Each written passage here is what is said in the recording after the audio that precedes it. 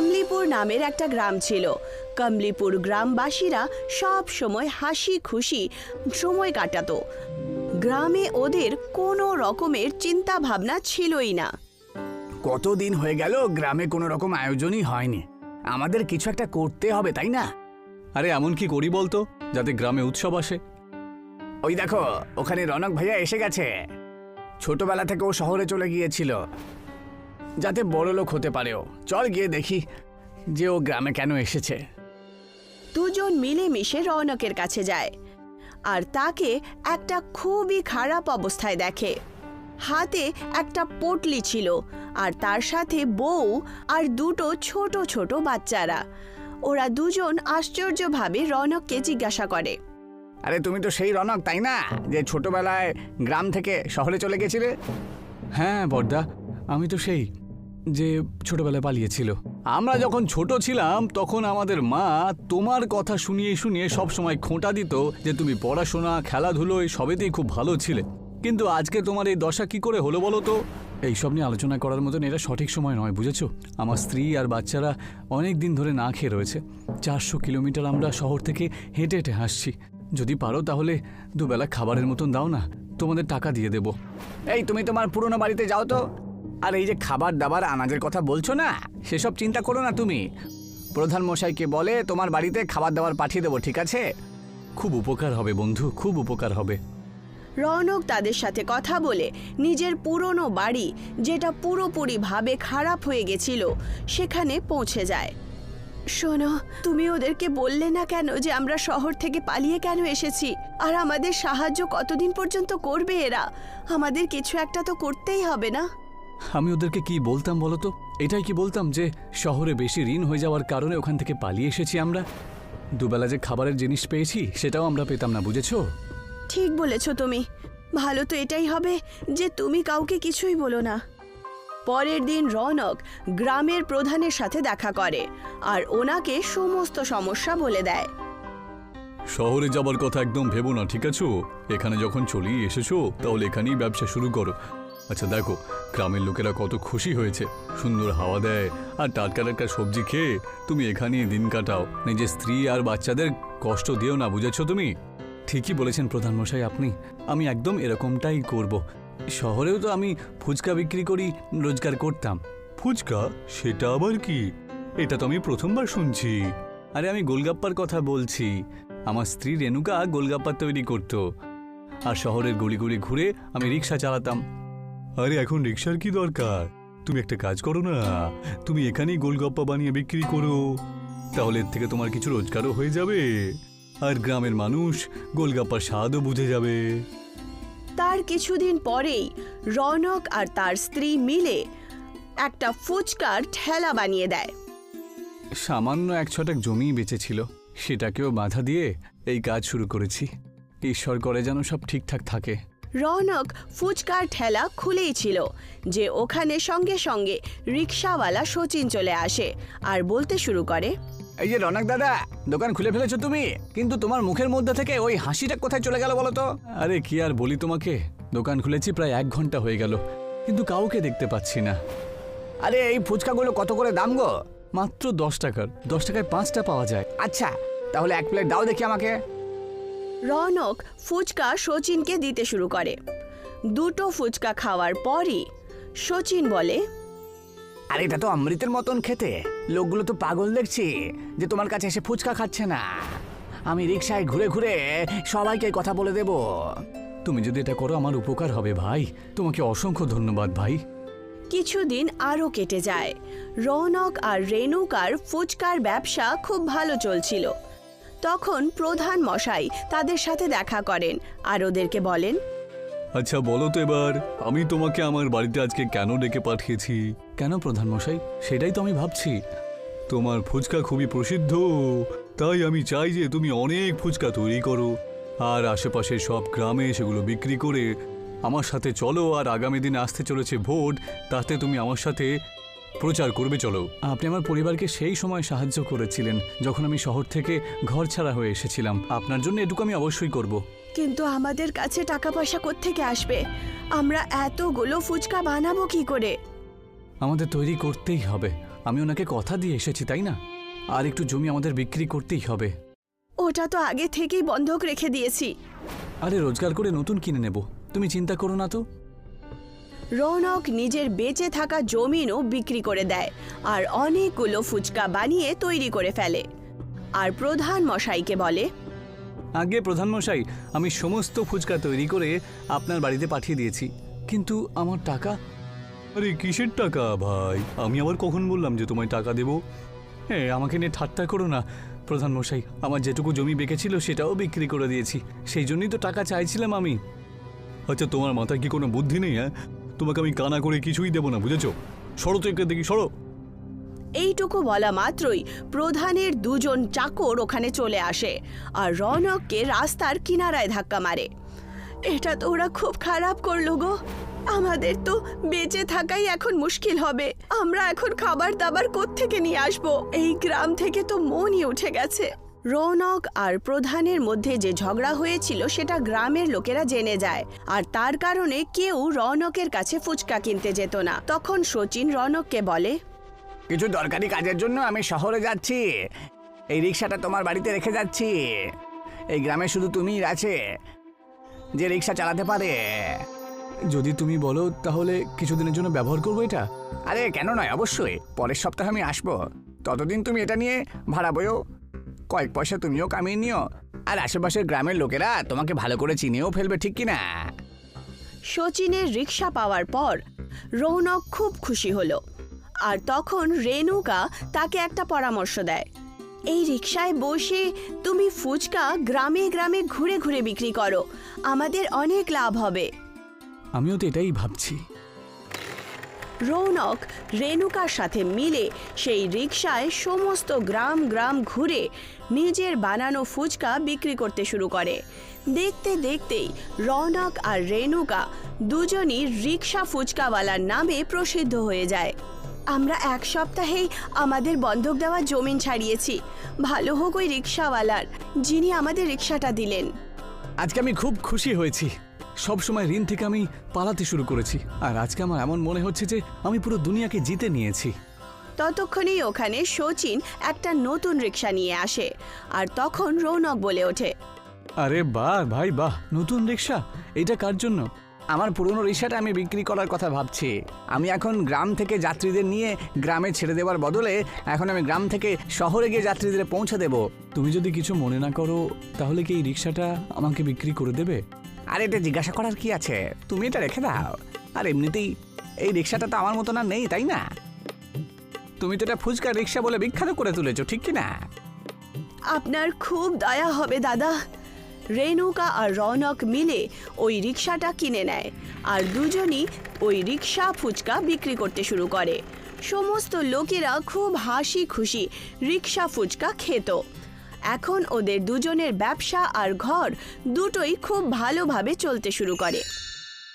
আমি বলেছিলাম না, আমাদের ফুচকার ব্যবসা খুবই ভালো চলবে, তুমি দেখে নিও।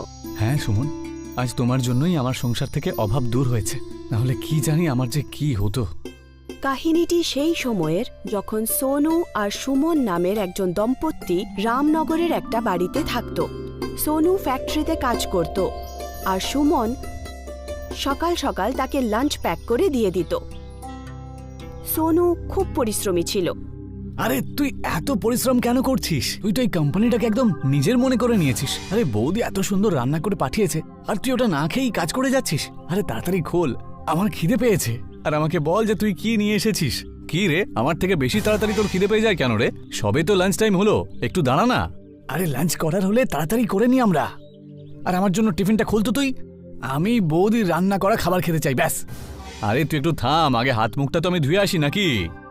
সোনু আর আকাশ হাত মুখ ধুয়ে খাবার খেতে শুরু করে দিল। তারা প্রতিদিন নিজেদের লাঞ্চ মিলেমিশে খেত। তারপর ওরা দুজন কাজ করতে শুরু করলো। বিকেলে যখন তাদের ছুটি হলো তখন আকাশ সোনুকে বলল, আচ্ছা শোন সোনু, আজকে তোর দিনটা কেমন কাটলো রে? ওই একই রকম কাটলো আর কি, আলাদা করে আর নতুন কি হবে? আলাদা করে কি হবে সেটা আমি তোকে বলছি। কি হয়েছে বলতো, তোকে এরকম চিন্তিত দেখাচ্ছে কেন? আচ্ছা শোন, যখন লাঞ্চ টাইমের পরে আমি বসের কেবিনের দিকে গেলাম তখন আমি শুনলাম যে... আরে কি এমন শুনলি তুই? নিশ্চয়ই বস তোকে নিয়ে খারাপ কথা বলছিল, সেই জন্যই তুই চিন্তিত হচ্ছিলি। আরে এইসব তো চলতেই থাকে, কিন্তু আমি বসের মুখে এটা শুনতে পেলাম যে কোম্পানি নাকি একদম লোকসান হচ্ছে, তাই ফ্যাক্টরিতে যত ওয়ার্কার্স রয়েছে সবাইকে বের করে দেবে।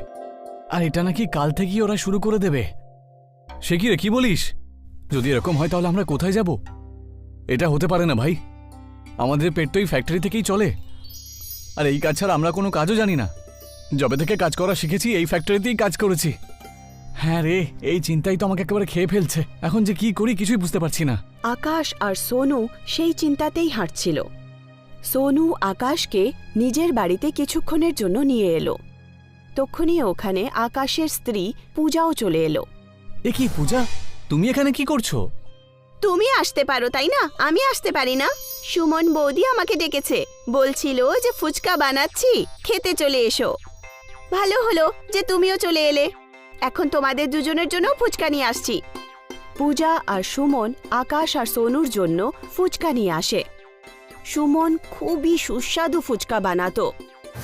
ওর ফুচকা আকাশ আর সোনু খুব পছন্দ ছিল। সোনু প্রায় সময়ই তার হাতের ফুচকা খেতে এখানে আসতো। আরে বৌদি, রান্না তো তুমি দারুণ করো, আর ফুচকাগুলো তো তুমি তার চেয়েও ভালো বানাতে পারো। এই ফুচকাগুলোর মধ্যে সত্যি একদম জাদু রয়েছে, যতই খাই না কেন কম মনে হয়। একদম সত্যি বলছো, তোমার হাতে সত্যিই জাদু রয়েছে। তুমি যে ফুচকাগুলো তৈরি করো সেগুলো সাইজে এতই বড় হয় যে একটা খেলেই জমে যায় একেবারে। তোমার হাতের ফুচকা খেয়ে আমাদের সব চিন্তা দূর হয়ে যায়। চিন্তা? কিরকম চিন্তা? কোন চিন্তার কথা বলছো তুমি? সবকিছু ঠিক আছে তো? কি রে সোনু, তুই বৌদিকে বিরক্ত করছিস কেন? তুই থাম না একটু। না, আমিও জানি তোমাদের দুজনের চিন্তাটা আসলে কি। আজকে এমনিতেও তোমাদের দুজনকে চুপচাপ লাগছে, ফ্যাক্টরি থেকে আসার পরের থেকেই। আকাশ আর সোনু না চাইতেও নিজেদের স্ত্রীকে চিন্তার কথা বলার জন্য বাধ্য হয়ে গেল, আর তারা নিজের স্ত্রীকে সমস্ত কথা বলে ফেলে, যার কারণে ওদের দুজনের স্ত্রীও চিন্তিত হয়ে পড়ে। তারপর কিছুদিন পর সেই ফ্যাক্টরি সত্যি সত্যি বন্ধ হয়ে যায়। এখন আমরা কি করব? তোমার তো কাজও চলে গেল, আস্তে আস্তে ঘরের রেশনও শেষ হয়ে যাচ্ছে। হ্যাঁ, আমি কাজ খোঁজা তো শুরু করে দিয়েছি, কিন্তু কি করি বলো তো, কোথাও তো কোনো কাজই পাচ্ছি না।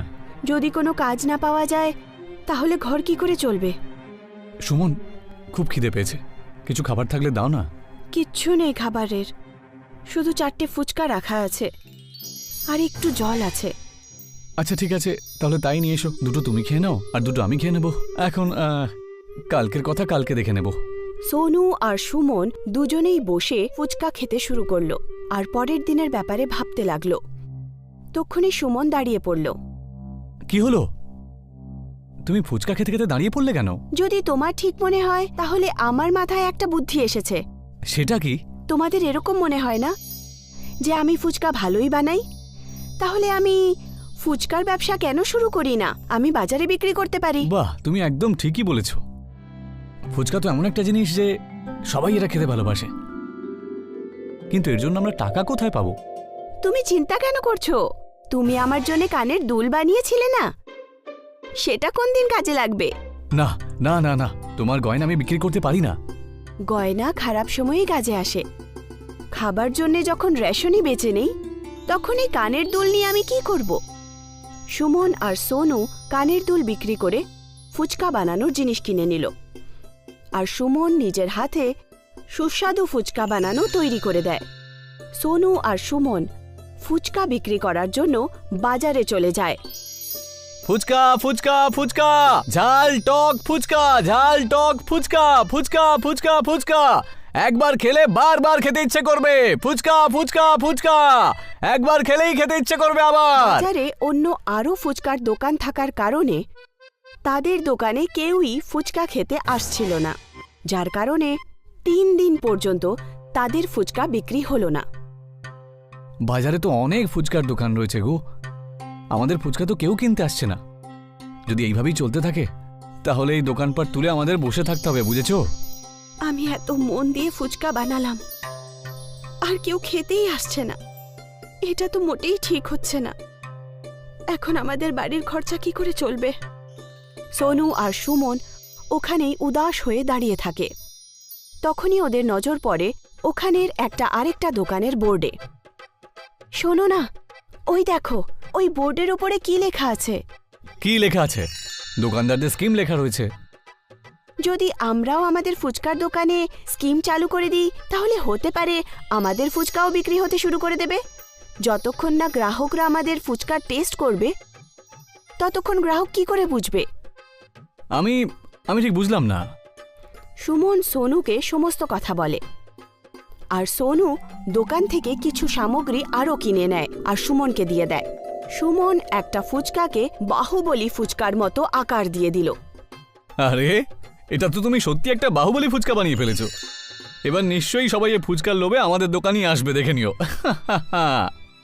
এই বাহুবলী ফুচকার সাথে আমি একটা শর্তও রেখেছি। কেউ যদি এই ফুচকাটাকে খায়, তাহলে সে 100 টাকা পুরস্কার পাবে। সোনু জোরে জোরে নিজের স্কিম সবাইকে বলছিল, যার কারণে বাহুবলী ফুচকাকে দেখার জন্য ওখানে ভিড় একত্রিত হলো। এই যে দাদারা শোনো, যেই বাহুবলী ফুচকাটা খাবে তাকে 100 টাকার পুরস্কার দেওয়া হবে। এই প্রতিযোগিতায় যারা যারা অংশ নিতে চাও তারা এই দিকে চলে এসো। এই বাহুবলী ফুচকা যে খাবে তাকে বাহুবলী বলা হবে, বুঝেছো? সোনুর এই স্কিম শোনার পর ওখানে ভিড় জমা হয়, আর দুজন প্রতিযোগী নিজেদের মধ্যে ফুচকা খাওয়ার প্রতিযোগিতা করল, কিন্তু ওরা হেরে যায়। ওদেরকে দেখে ওই বাহুবলী ফুচকা খাওয়ার জন্য অন্য অনেক লোকও জমা হয়ে যায়। এই যে দাদা, তোমার এখানকার ফুচকা তো দারুণ খেতে। যদিও এই প্রতিযোগিতা আমি জিততে পারলাম না, কিন্তু তোমার এই বাহুবলী ফুচকা খেতে সত্যি একেবারে অসাধারণ। হ্যাঁ, ঠিক বলেছিস। এই সাধারণ ফুচকা খেতে খেতে আমরা একেবারে বোর হয়ে গেছিলাম। এখন এই বাহুবলী ফুচকা যখন বাজারে এসেছে, তা দেখে তো আমাদের মুখে একেবারে জল আসছে রে। আরে ভাই, তুই একবার খেয়ে দেখ, বাজারে সবচেয়ে ভালো ফুচকা হলো এখানেই পাওয়া যায়। একবার খেলে পরে তোমাকে বারবার আসতে বাধ্য হতে হবে। সে কি দাদা, এই ফুচকা কি সত্যিই খেতে এত ভালো নাকি? আরে, যদি আমার কথায় বিশ্বাস না হয় তাহলে একবার খেয়েই দেখো না। একবার জিততে পারলে 100 টাকা পাবে। ওখানকার সব লোকেরাই বাহুবলী ফুচকাকে নিয়ে কথা বলছিল, আর বাজারের সমস্ত গ্রাহক সুমনের দোকানে ফুচকা খাওয়ার জন্য চলে আসে। ওদের দোকান এখন বাহুবলী ফুচকার নামে প্রসিদ্ধ হয়ে গেল। সেই বাজারেই একজন নথ্থু নামের পালোয়ান থাকত, যে সবার ফুচকা ফ্রিতে খেত। সে সুমনের দোকানেও ফুচকা খেতে চলে আসে। আরে ও না না, দোকানটা তো খোলাই রয়েছে। নে, তাড়াতাড়ি এবার আমাকে 5 প্লেট ফুচকা বানিয়ে দে তো। হ্যাঁ, ফুচকা তো আমি অবশ্যই বানিয়ে দেব, কিন্তু আমাদের এখানকার বাহুবলী ফুচকা খেয়ে একবার বলুন। যদি আপনি এই বাহুবলী ফুচকা খেয়ে ফেলেন, তাহলে আমি আপনাকে সারা বছর ফ্রিতে ফুচকা খাওয়াবো। আচ্ছা, শুধু এই ব্যাপার? তাহলে তাহলে তুই একটা কাজ কর তো, এই শর্তে আরো একটা জিনিস যোগ করে দে। একটা নয়, আমি 5টা বাহুবলী ফুচকা খেয়ে দেখাবো, 5টা। যদি আপনি এই ফুচকা খেতে না পারেন, তাহলে কিন্তু এই ফ্রিতে খাওয়ার অভ্যেস আপনাকে ছাড়তে হবে। ঠিক আছে, আমি তাতে রাজি। নথ্থু পালোয়ানের সামনে 5টা বাহুবলী ফুচকা রেখে দেওয়া হলো, আর নথ্থু বাহুবলী ফুচকা খেতে শুরু করে দেয়। কিন্তু সেও এই প্রতিযোগিতায় হেরে যায়, আর সে নিজের শর্ত অনুসারে ফ্রিতে ফুচকা খাওয়া ছেড়ে দেয়। সব লোকেরা সোনুকে অনেক অনেক ধন্যবাদ জানায়, আর তার এই চেষ্টার জন্য বাহবা দেয়।